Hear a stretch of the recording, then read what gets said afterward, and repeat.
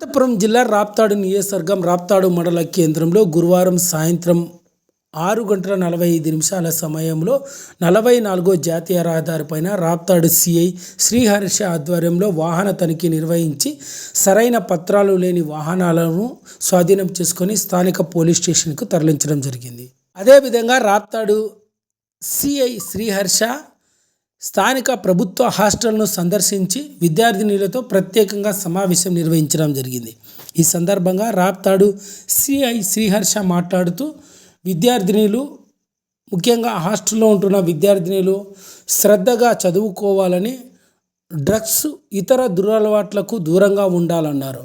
Drugs వినియోగించడం వల్ల విద్యార్థినులకు ఎదురయ్యే సమస్యల గురించి విద్యార్థినులకు రాప్తాడు సిఐ శ్రీహర్ష అవగాహన కల్పించడం జరిగింది. ఈ కార్యక్రమంలో రాప్తాడు పోలీస్ సిబ్బందితో పాటు స్థానిక ప్రధాన ఉపాధ్యాయులు, విద్యార్థినులు పాల్గొన్నారు.